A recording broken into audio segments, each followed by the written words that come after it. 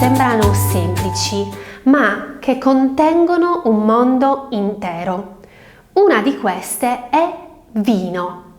Non è solo una bevanda, è terra, tempo, attesa, mani sporche, sole sulla pelle e tavole apparecchiate. È una storia che si racconta in silenzio dentro un bicchiere. Questa settimana la scuola organizza una visita speciale in una cantina a circa 30 minuti di distanza da Cagliari, tra colline basse e filari ordinati. Chiara non sa quasi nulla di vino, sa solo che le piace stare a tavola con gli altri e che ogni esperienza condivisa porta tante belle scoperte. E così sale sul pulmino insieme agli altri studenti. Destinazione campagna. L'arrivo tra le vigne è bellissimo perché la città scompare lentamente dietro i finestrini. Le strade diventano più strette e le case più rare e il cielo è più grande. Quando il pulmino si ferma, davanti a loro ci sono solo i filari di viti perfettamente allineati che seguono il movimento dolce delle colline. Il vento passa tra le foglie e produce un suono leggero, quasi una musica. Ad accoglierli c'è Marco, il proprietario della cantina. Ha le mani grandi dei lavoratori e un modo di parlare che sembra già una storia. Benvenuti nella nostra cantina da tutta la famiglia. Chiara guarda le vigne e pensa che non aveva mai pensato al vino come ad una pianta. Marco spiega in italiano molto lentamente. Parla della terra, dell'esposizione al sole, del vento che asciuga l'umidità. Gli studenti ascoltano.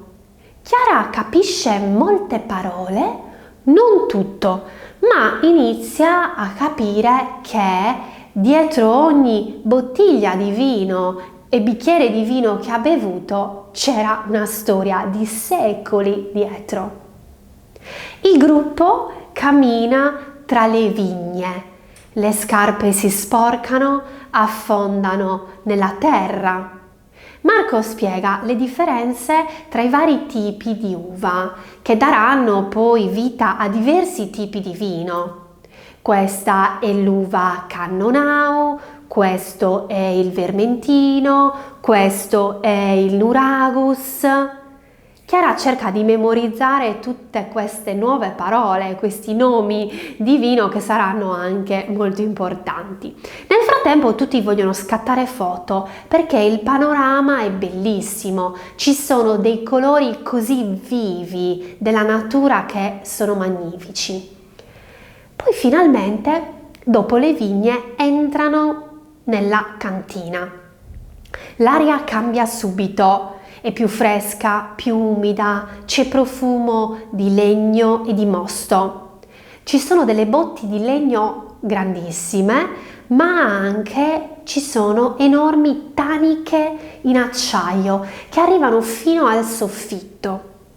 Marco spiega il processo di trasformazione dell'uva in vino, la fermentazione, il riposo, l'attesa, parole un po' tecniche, ma raccontate con calma e semplicità, in modo che tutti, anche i non esperti, possano capire. Chiara si accorge che qui nessuno ha fretta. La calma è un ingrediente di questo processo. Il vino non si può accelerare, come forse neanche l'apprendimento di una lingua. Poi finalmente arriva la parte più bella, la degustazione. Quindi arrivano in una sala luminosa da cui si vede il panorama bellissimo sulle vigne. C'è una grande tavola apparecchiata con bicchieri trasparenti, pane, formaggio, olive, insomma di tutto. Marco versa il primo vino e dice: guardate il colore, poi annusate e dopo assaggiate. Chiara osserva questo vino, questo colore rosso profondo, lo annusa, sa di frutta, di terra e poi lo assaggia. Lei non è un'esperta di vino, ma sa che questo vino le piace. Non perché sia perfetto, ma perché è condiviso con tutti i suoi compagni.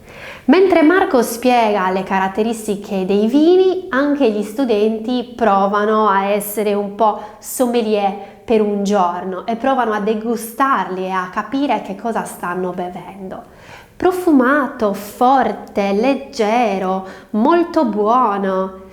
Chiara scopre che il vino non è solo gusto, ma è un momento di conversazione e di condivisione. Poi, prima di andare via, Marco chiede se qualcuno vuole comprare delle bottiglie.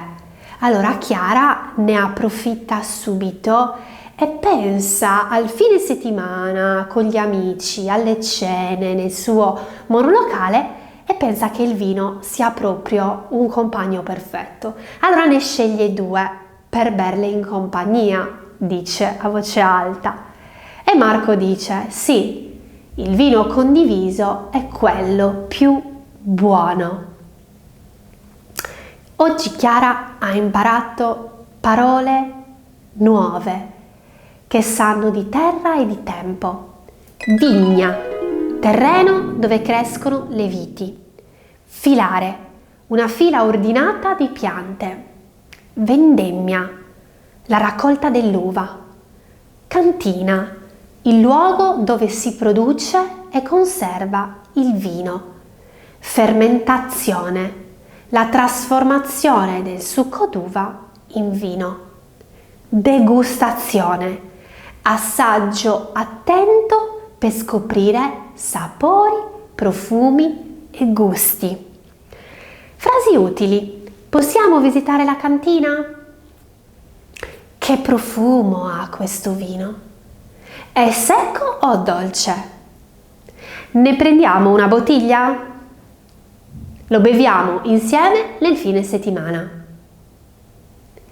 Arriva la sera. Chiara appoggia le bottiglie sul tavolo di casa. Apre il quaderno rosso e scrive: oggi ho imparato che il tempo ha un sapore.